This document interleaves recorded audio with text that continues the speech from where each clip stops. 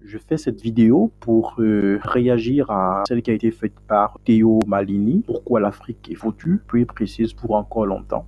Donc, cette vidéo sera en deux parties. La première, je vais donner des arguments directement sans faire trop de commentaires. Et puis la seconde, je vais partager mon avis personnel, ressenti de ce que je peux percevoir à travers son intervention. Cela provient d'une frustration très interne que je trouve légitime en fait. Donc, alors, sans plus tarder, commençons la vidéo. On voit l'Afrique, très grand village dans la savane et tout, avec des personnes sales qui marchent les nuits et tout. Ce qui, à mon avis, est très malhonnête parce que réduire l'Afrique à la campagne, c'est très malhonnête en fait. En Afrique, il y a des zones urbaines, il y a des zones rurales, tout comme en France, tout comme en Occident.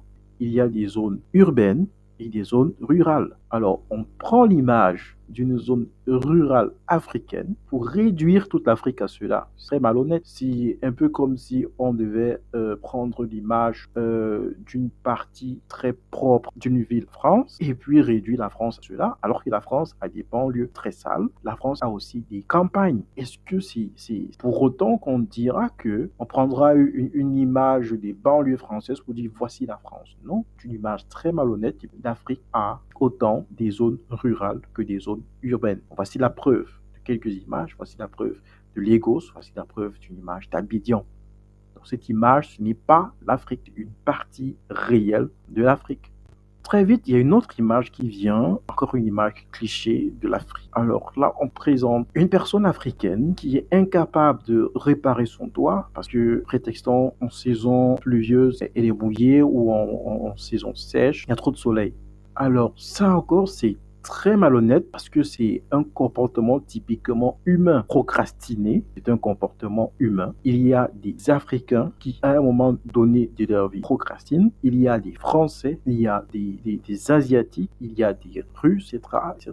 Bref, c'est un comportement humain. Ce n'est pas un comportement typiquement africain. Comment peut-il se plaire à faire une chose pareille? C'est très malhonnête de sa part. David Laroche, qui est un Français très connu, il a bâti toute sa réputation parce qu'il a aidé plusieurs personnes en France et au travers du monde à se bâtir une personnalité, à entreprendre, à cesser de procrastiner. Cela sous-entend que c'est un comportement typiquement humain. C'est pas un comportement africain. Il y a des Africains qui procrastinent et c'est pas toute leur vie. C'est pendant un moment de leur vie et ça peut aussi arriver dans un contexte particulier d'une personne. C'est très malhonnête de vouloir mettre ce cliché sur l'Africain. C'est un comportement humain.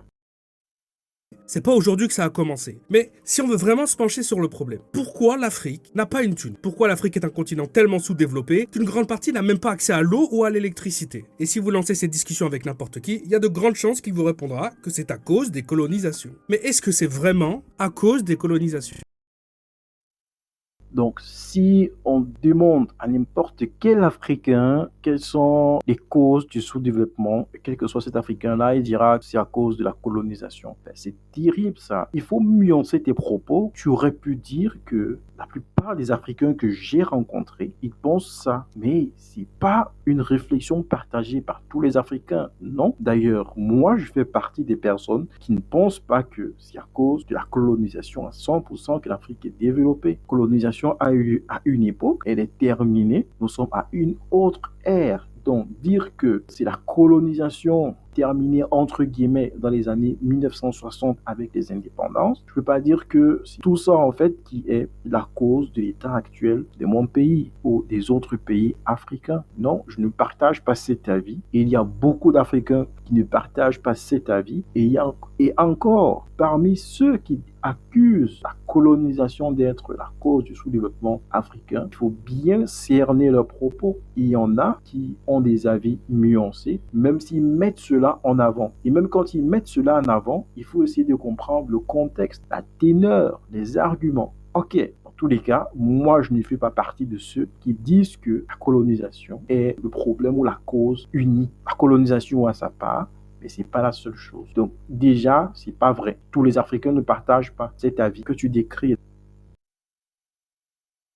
c'est près de 600 milliards de dollars qui ont été injectés. Alors évidemment, à ce moment-là, on va se dire, bon bah ça fonctionne pas, on va essayer de trouver une autre méthode. Pas du tout, on va en envoyer encore plus. Et c'est à partir de ce moment-là que c'est carrément devenu un mouvement populaire. On a décidé de doubler les aides envoyées en Afrique, en espérant que d'ici 2030, il n'y ait plus aucune famine, plus aucun problème lié à l'alimentation sur le continent africain. Spoiler alerte, ça n'a pas marché du tout. Bon après, on n'est pas encore en 2030, mais je suis pas certain qu'on y arrivera. Pour les plus vieux d'entre vous, vous vous rappelez peut-être des concerts Feed the World.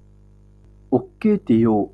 Donc, en résumé, il dit, bon voilà, l'Afrique a reçu plusieurs centaines de milliardaires, mais ça n'a pas développé, et même que cela a encore plus appauvri. Mais, par contre, l'aide qui a été apportée à l'Europe a contribué à son développement. Et donc, voilà, l'Afrique, elle est foutue, quoi, elle est foutue. Mais Théo, je pense que au bout d'un moment, si tu faisais réellement des recherches, tu vas t'inquiéter de comprendre que mais comment se fait-il que à une époque, de l'argent a été envoyé en Afrique, ça n'a pas produit l'effet escompté, et qu'ensuite il y a eu un moment où l'aide a doublé et puis l'effet a toujours pas été escompté. Et puis tu arrives à la conclusion, bon voilà, parce que la société n'est pas organisée et tout, on y reviendra.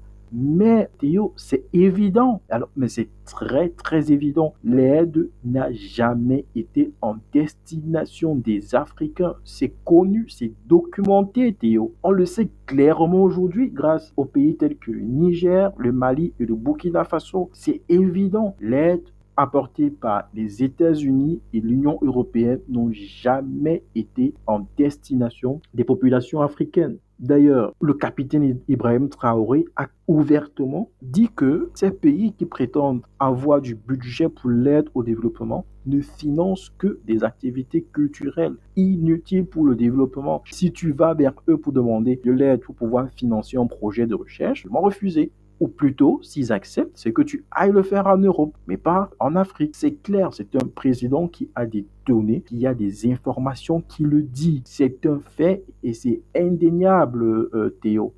Mais c'est pourtant évident. C'est la même chose qui se passe aujourd'hui en Ukraine. Il y a plusieurs vidéos qui le montrent. Lorsqu'il est dit que l'Europe a déboursé 300 milliards ou 1 milliard ou je sais combien de millions d'euros en destination de l'aide en Ukraine, c'est du pipeau, c'est de la corruption, c'est de l'argent qui sort en fait, qui sont prélevés auprès du contribuable européen, des populations européennes, mais qui vont dans les poches de ceux qui prétendent envoyer cette aide-là. C'est évident, l'aide n'est jamais arrivée en Afrique. Et même quand elle arrive, c'est pour financer des projets futiles, très souvent des activités culturelles. Et puis on apprend qu'on a dépensé 3 milliards juste pour un festival de la danse, pour montrer que les Africains dansent. Ils ont une danse particulière, quoi. Mais pour financer une recherche, que rien. Lancer, même quand il repart de zéro. Faut pas oublier aussi que si les USA ils ont fait ça, c'est aussi surtout pour se créer des partenaires et avoir des alliés pour les futurs conflits, ou même simplement des alliés pour le commerce. Du coup, les États-Unis ils se sont dit, bon, après l'Europe, pourquoi pas faire ça avec l'Afrique? Parce que l'Afrique, d'un point de vue des ressources, c'est vraiment l'endroit sur Terre où le Wakanda du futur a réellement, normalement, une chance d'exister. Mais à cette époque, c'est moins d'un tiers des personnes qui savent lire et écrire, l'espérance de vie c'est 45 ans, et il n'y a pas d'électricité, il n'y a pas d'eau, il n'y a pas de route, il y a plein d'endroits où il n'y a pas de gouvernement fonctionnel, et il n'y a pas grand-chose. Enfin, il n'y a pas grand-chose, mais il y a beaucoup de ressources. Et c'est comme ça qu'à partir des années 90, l'Afrique est devenue l'endroit le plus dépendant des aides au monde, ayant déjà reçu au moins 20 milliards de dollars. Et malgré ça, plus l'Afrique recevait du blé, et plus les Africains étaient pauvres. Entre 70 et 2000, c'est près de 600 milliards de dollars qui ont été injectés. Alors évidemment, à ce moment-là, on va se dire, bon bah ça fonctionne pas, on va essayer de trouver une autre méthode. Pas du tout. Dans le même ordre d'idées, tu prétends que les USA et l'Union européenne ont voulu réellement développer l'Afrique. Non mais Théo, c'est une insulte aux révélations actuelles. Donc on sait par exemple que Muammar Kadhafi a été tué parce qu'il voulait la libération monétaire de l'Afrique. Il a été tué parce que grâce à lui, les Africains devaient avoir leur propre monnaie basée sur de l'or et puis se développer. C'est la raison pour laquelle il a été tué. C'est connu dans les câbles Wikileaks. C'est documenté. C'est pas mon avis, c'est documenté. Tout le monde le sait aujourd'hui. Enfin, pour ceux qui veulent se documenter. Aussi, c'est clair, on sait aujourd'hui que le terrorisme en Afrique est financé par ces États. Ces États qui prétendent vouloir venir développer l'Afrique, ce sont eux qui développent ce terrorisme pour maintenir l'Afrique dans un état d'instabilité perpétuelle. C'est connu, c'est documenté. Et puis, il y a même des émissions, je crois que c'était sur France 2, où un de vos compatriotes français a expliqué clairement, lorsqu'il y a eu la révolution au Mali, au Burkina et au Niger, qu'il fallait déstabiliser ces régions parce que si jamais l'Afrique se développe, vos enfants viendront plutôt ici pour chercher du pain. C'est documenté, c'est écrit. Donc, c'est malhonnête de ta part de dire en 2025 que l'euro, à un moment donné, a sorti de l'argent pour développer l'Afrique. C'est pas possible, c'est connu, c'est indiscutable. Prenons le cas de la France. Là, c'est connu. Je crois que c'était une candidate aux élections italiennes qui disait comment c'est possible que la France extrait de l'uranium au Niger et qui alimente son électricité dans la métropole n'a jamais permis aux Nigériens de pouvoir avoir eux aussi de l'électricité. Mais c'est connu, Théo. Ce n'est pas de l'imagination. C'est connu que la France n'a jamais voulu le développement du Niger alors qu'elle a bâti sa production électrique sur l'uranium prélevé au Niger. C'est documenté, Théo. Le Mali qui a demandé à présenter au Conseil de sécurité à l'ONU des preuves que c'est la France qui finance le terrorisme dans le Sahel. Par les câbles Wikileaks, on savait déjà que c'était les États-Unis. Pourquoi? Parce qu'ils ne veulent pas le développement de ces régions. Pourquoi? Parce qu'ils ont leur intérêt là-bas et ils n'ont pas intérêt à ce que l'Afrique se développe. Je ne vais pas discuter ça parce que c'est documenté. Ce n'est pas un débat. Il faut chercher des documentaires autres que ceux des médias que tu écoutes à la télé constamment. Tu vas trouver plein de documents là-dessus. Après la révolution au Burkina Faso avec capitaine Ibrahim Traoré, le président de la transition, on a découvert que des personnes qui voulaient déstabiliser le pays, il était écrit dans leur camp de, préparation des opérations là, que la paix, on peut l'éviter. Pourquoi? Parce qu'ils ne veulent pas que ce pays se développe. Donc, je vais terminer là en disant, c'est connu, c'est documenté, ni les USA, ni les Européens ont voulu à un moment donné le développement de l'Afrique. Je n'ai pas parlé des populations parce que en réalité, il s'agit des businessmen, des personnes qui veulent se faire de l'argent. Et c'est juste ça. Donc, je vais m'arrêter déjà pour ce point. On va continuer. Non, j'allais oublier un autre point très, très intéressant qui est la monnaie. OK.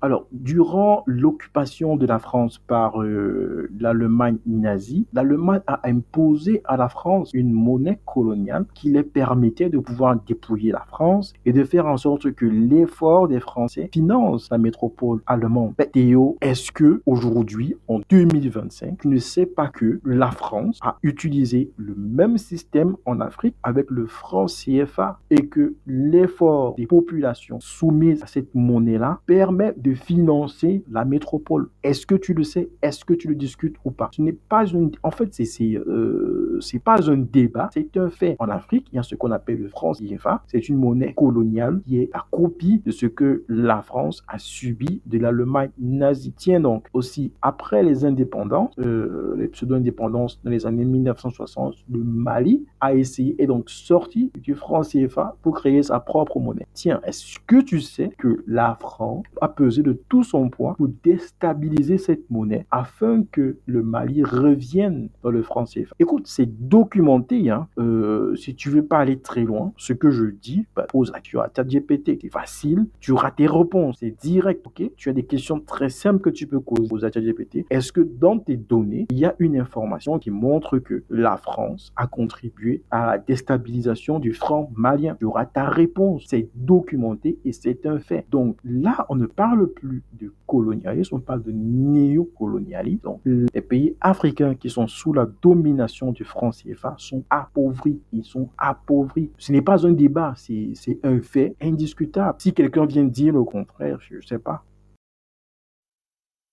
Mais on va y revenir, parce qu'en réalité, c'est pas si simple que ça. En Europe, on avait des infrastructures et on avait un système d'État qui était fonctionnel. Le système juridique, les institutions publiques, tout ça, ça avait sa place chez nous. Et elles étaient utilisées correctement. On a collecté des impôts, on a redistribué des ressources, on a fait appliquer la loi. Et ça, c'est les premiers piliers d'une société qui fonctionne en réalité. Mais nous, quand on s'est barré, là-bas, il restait surtout des gens qui se foutaient sur la gueule. Un vrai serveur PVP pour savoir qui allait diriger, sur combien d'hectares, pour combien de temps. Contrairement où chez nous, l'État, il va servir le peuple en priorité, normalement. Là-bas, c'est clair et net, les personnes qui passent en priorité, c'est l'élite, c'est les gens au pouvoir. D'ailleurs, les indices qui évaluent la qualité des institutions gouvernementales ont toujours mis l'Afrique en dernière position, là où les gens sont le moins servis, là où il y a le moins d'égalité. Donc quand on envoyait de l'argent pour qu'il y ait des hôpitaux, des écoles, un gouvernement qui fonctionne, des routes, de l'électricité, en vérité, une grande partie de ce pognon, il allait directement dans les poches des dirigeants. On estime que le continent africain, chaque année, c'est 30 milliards de dollars qu'il va perdre rien qu'à cause de la corruption. Et c'est même bien pire que ça parce qu'on découvre qu'une grande partie de l'aide qu'on envoie, eh bien elle va être au détriment du développement du continent.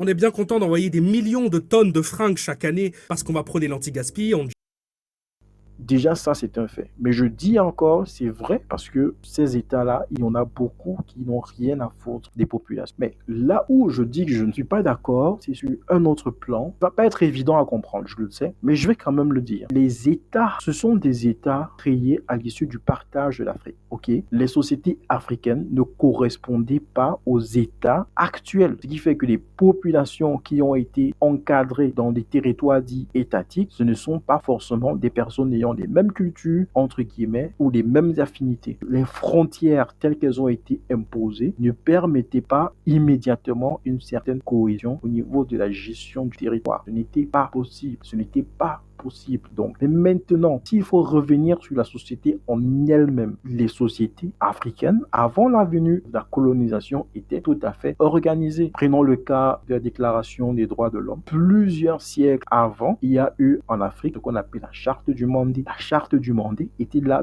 bien avant la Déclaration des droits de l'homme. Ça voudrait dire qu'il y avait une société, il y avait des personnes qui faisaient la philosophie de la recherche. Attention, je n'ai pas parlé de l'Égypte, je ne fais pas partie de ces personnes qui parle de l'Égypte, j'ai parlé du Mali, de la charte du Mandé au Mali. Donc, dans cette charte-là, il est parlé du justice, il est parlé du respect de l'homme, de la solidarité, etc. Donc, c'est un document qui atteste que c'était une société organisée avec des personnes qui pensaient à politique sociale.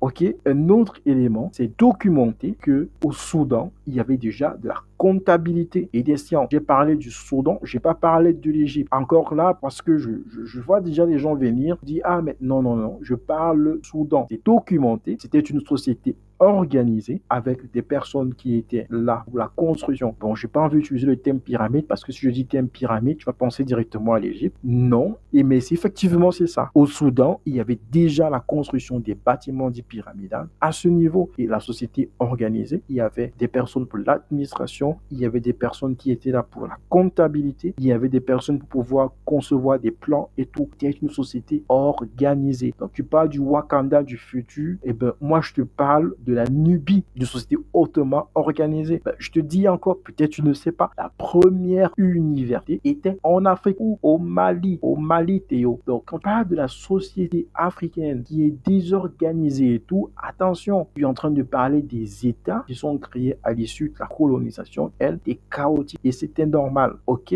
Mais les populations, mais les sociétés africaines, avant l'ère coloniale, étaient organisées, ok? La construction des châteaux forts, écoute bien Théo, c'était en Afrique, les châteaux forts, ok? Donc ne parle pas de l'Égypte, juste si je n'ai pas parlé de l'Égypte, j'ai parlé du Soudan, j'ai parlé du Mali, j'ai parlé de l'Afrique du Sud, ok?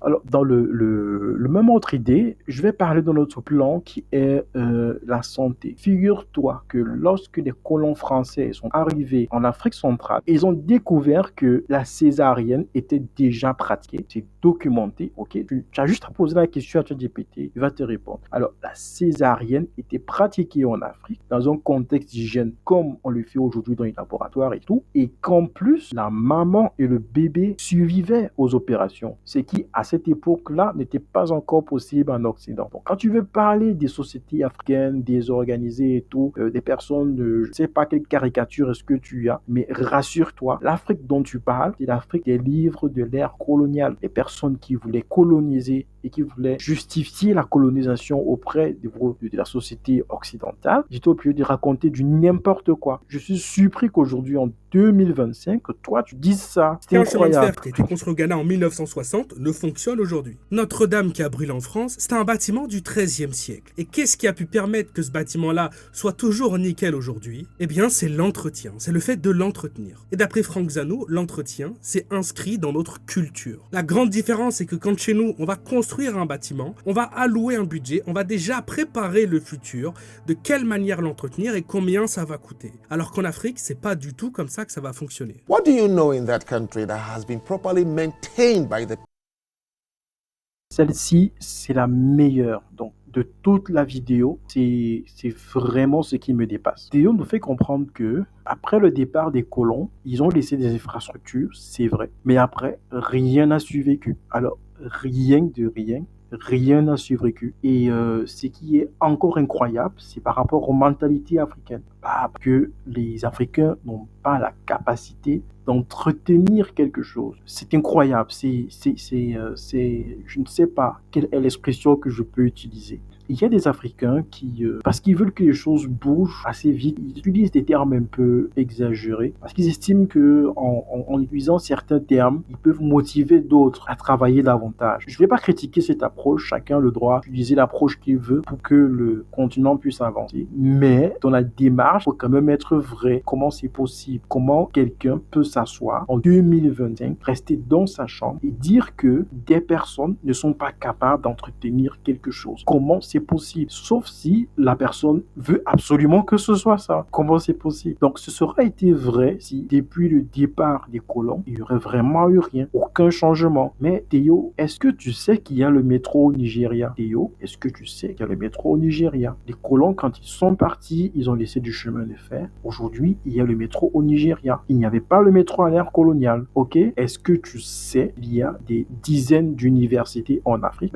Ils n'étaient pas à l'ère coloniale. Est-ce que tu sais qu'en Afrique, il y a des centaines d'hôpitaux avec du matériel comme il y a aussi en Occident? C'est vrai, pas autant, mais il y en a. Ce n'est tout simplement pas possible. Mais je crois qu'il faut que tu... Bon, comme je dirais, je ferai mon commentaire à la fin, je crois qu'il y a un problème réel que je partage dans tous les cas. Dans tous les cas, il faut savoir que ce n'est pas vrai. Les colons, ils sont partis, ils ont laissé des infrastructures selon leur modèle de fonctionnement administratif. Les populations qui ont hérité, ou plutôt l'élite a récupéré ce matériel-là. Il y en a qui, à cause de la corruption, effectivement, n'ont pas entretenu cela. Il y en a qui, pour des raisons évitantes de croissance, ont négligé cela pour privilégier d'autres. C'est un fait indéniable. Donc, c'est grotesque. Ce n'est même pas imaginable de s'imaginer qu'un État, voilà, depuis 1960, n'a rien produit. Ce n'est pas possible, Théo. C'est inimaginable. C'est comme si tu t'étais assis dans ta chambre, tu as regardé 2, 3, 4 vidéos, et puis tu t'es fait un avis sur l'Afrique. Théo, est-ce que tu lis? Est-ce que tu lis? Il faut lire des Africains. On en reviendra tout à l'heure, d'accord? Est-ce que tu sais que le Canada, dans son programme d'immigration, recrute des travailleurs qualifiés? Oui, c'est déjà cliché que tu vas t'imaginer que la plupart, ce sont des travaux manuels. Tiens-toi bien, dans le programme d'immigration canadien, il y a des infirmiers qui sont recrutés en Afrique, il y a des enseignants qui sont recrutés en Afrique, etc. Même dans le programme d'immigration en Chine, il y a des enseignants africains qui sont recrutés. Ce ne sont pas des personnes débiles, ce sont des personnes qui ont été formées dans leur États. Pour être formés, il a fallu qu'il y ait des nouvelles infrastructures qui ont été créées. Ok? Donc, s'imaginer une seule seconde que après le départ des colons, il n'y a plus rien qui a avancé. C'est comme si tu n'as jamais regardé une vidéo sur l'Afrique en fait. Et puis tu en parles comme si tu y étais. Parce que tu vois 2, 3 Africains qui, je sais pas, quelles sont leurs motivations, qui disent des conneries et puis ils ont le droit de dire des conneries. Hein. Je dis pas que c'est un problème, mais comment quelqu'un peut dire que il est assis dans un hôtel, il interviewe des personnes qui ont des micros, qui ont des vêtements, et puis il dit que rien n'a été entretenu, rien n'a été fait. Et dire que c'est un comportement africain, que les langues africaines, il n'y a pas le terme entretien et tout. C'est du n'importe quoi. Il prend des jeunes en dépourvu sur des questions sur lesquelles ils n'ont pas été préparés. Non mais... Bon. De toute façon, je t'envoie quelques images là. Les colons, quand ils sont partis du Nigeria, ils ont laissé des chemins de fer. Au Nigeria, il y a le TGV. Ok? Il n'y a pas ça dans tous les pays africains, mais il y en a au Nigeria. Je prends juste cet exemple là. Au Cameroun, c'est pareil. Ok? Il n'y a pas le métro, mais il y a des infrastructures. Que ce soit au Ghana, ok? Il y a des infrastructures. Comment tu peux t'imaginer que depuis le départ des colons, il n'y a plus rien qui a été construit? Non, c'est tout simplement pas possible. Et tout ce qui a été construit, non, c'est du délire, ça. C'est du délire, tout simplement. Théo nous fait comprendre que c'est dans la mentalité africaine que le futur n'existe pas. Mais Théo, je sais pas, tu fais exprès ou quoi? Comment c'est possible? Déjà au point des États, ok? Les États africains établissent des contrats avec des partenaires étrangers pour favoriser le développement. Ces contrats s'établissent sur plusieurs années et donc il faut un minimum d'efforts, d'analyse pour pouvoir planifier, élaborer et signer ces contrats. Donc les Africains qui échangent avec ces partenaires étrangers pour pouvoir mettre sur pied ces contrats, ce sont des personnes, vois-tu, qui savent que le futur existe. Dans les pays africains, il y a des instituts statistiques qui font des états et qui font des prévisions. Ok, en Afrique, il y a, j'ai l'impression, je me suis même ridicule quand je fais cette remarque. Je me demande bien si en fait je fais pas exprès, juste pour pouvoir secouer les gens. Je t'assure parce que ton raisonnement de bout en bout, ça n'a tout simplement pas de sens. Les États africains mettent sur pied ce qu'on appelle des plans quinquennaux. La plupart d'entre eux le font. Ce sont des plans quinquennaux pour le développement. Ce sont des plans qui sont mis en œuvre par les experts locaux et qui sont suivis par les experts locaux. Bien sûr, ils peuvent avoir de l'appui étranger, mais est-ce que c'est l'appui étranger qui va penser le futur pour eux? Non. Et même s'ils le faisaient, il faudrait quand même que ceux qui l'implémentent ou ceux qui le présentent, ces Africains-là, puissent imaginer qu'il y a un futur. Ton raisonnement, ça n'a même pas de sens. J'ai l'impression même d'être ridicule quand j'enregistre cette vidéo. Alors maintenant, au niveau des populations civiles, mais en Afrique, il y a des établissements de management, de projet. Moi, personnellement, j'ai suivi une formation où on parlait du management de projet, des prévisions. Et puis tu nous sors comme quoi, peut-être qu'entre-temps, les mentalités ont changé. Non, je t'ai déjà expliqué que bien avant l'arrivée des colons en Afrique, il y avait déjà de la comptabilité, il y avait déjà les prévisions pour les constructions, il y avait déjà des architectes, il y avait les châteaux forts, il y avait des bâtiments, des immeubles, des châteaux forts. Ce que tu dis, c'est faux, c'est malhonnête et c'est documenté ce que je dis. Ça ne sort pas de... Et je parle même pas d'Égypte. Je précise encore, je n'ai pas parlé d'Égypte. Ne me mélangez pas à ceux qui, pour parler de l'Afrique, parlent de l'Égypte. Je n'ai pas dit ça. Maintenant, je vais terminer avec la pensée symbolique africaine. Je dis que, bon voilà, c'est dans la mentalité africaine qu'on ne voit pas le futur. Voilà, on ne voit pas le futur comme quelque chose qu'il faut capitaliser, etc. Et c'est du délire. La plupart des colons, quand ils sont arrivés en Afrique, ils ont rapporté que ce sont des sociétés très superstitieuses parce que ils ont la prétention de voir dans le futur et de se préparer pour. Attends, jusqu'aujourd'hui, le discours quand on veut parler d'Afrique, on veut parler de cette superstition-là, des personnes qui prétendent voir le futur, qui connaissent ce qui va arriver et qui se préparent pour. La question de l'anticipation, la question de l'entretien, c'est quelque chose qui est inhérente à la culture africaine. Parce que même après la décadence des sociétés africaines, le savoir d'antan a été conservé jusqu'à maintenant. Les reliques qui sont volées là-bas dans les musées en France, ce sont des reliques qui ont fait plusieurs siècles et qui étaient conservées. Pourquoi? Celui-là, je n'ai pas retenu son nom. Pourquoi j'ai-il le dévolu sur les bâtiments qui sont hérités de la colonisation pour pouvoir évaluer la capacité des Africains à entretenir ou à conserver quelque chose? Non, la pensée symbolique africaine est même d'ailleurs basée sur le principe d'éternité. Je ne voudrais pas entrer là-dessus parce que c'est autre chose. Mais je te dis, pour ce qui concerne la vision du futur africaine, elle est pleinement africaine et ça fait partie des choses qui sont reprochées aux Africains. C'est qu'ils prétendent vouloir aller à contre-courant du futur. Voilà, je vais m'arrêter là et puis dire que en Afrique, on pense que la vie est cyclique. Eh oui, que cela te plaise ou pas, en Afrique, effectivement, on pense que la vie est cyclique. Ça ne voudrait pas dire que on ne prend pas en compte le futur. Non, c'est pas vrai. C'est pas vrai du tout, tout simplement.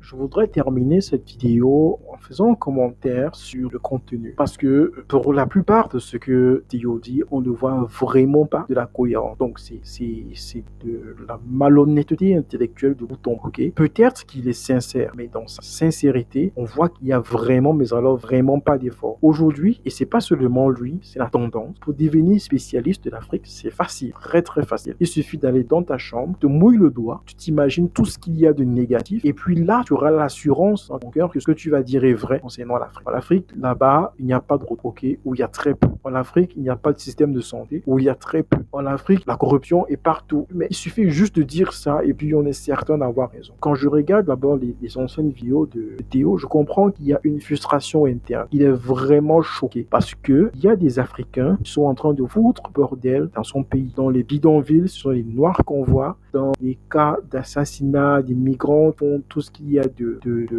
d'exécrable. Ce ce sont les Noirs qui sont mis en avant. Et ils le font vraiment. C'est une frustration que je vois. Et puis, il fallait qu'il en parle. Il a raison. Moi-même, en tant qu'Africain, je partage la même frustration de voir des Noirs qui foutent le bordel partout en Occident. Toutefois, je ne vais pas partager ces arguments de bout en bout pour justifier le sous-développement de l'Afrique. Je ne vais pas revenir sur le débat, ce n'est vraiment pas intéressant. Par contre, ce que je vais dire, c'est que quand on parle de l'Afrique au sud du Sahara, c'est pas homogène. Il y a des pays africains dits francophones qui sont encore dans une situation très terrible de sous-développement. Il y a beaucoup de pays qui étaient sous domination anglaise. Aujourd'hui, les populations ont un niveau de vie acceptable. Donc, l'Afrique, vraiment, elle n'est pas homogène, très loin de là. Donc, je vais terminer cette vidéo en disant aux Africains qui se sont précipités à dire, oui, c'est vrai, les Africains sont toujours en train de dire que c'est à cause de la colonisation qu'on est derrière. Faites un peu d'effort. Faites un peu d'effort de recherche. Arrêtez de vous laisser emporter par les émotions. Vous repérez 2, 3 mots dans ce que la personne dit, puis vous dites que vous êtes d'accord. Non, il faut faire un peu d'effort. Parce que tout ce qu'il a dit, il n'y a presque rien de pertinent. Presque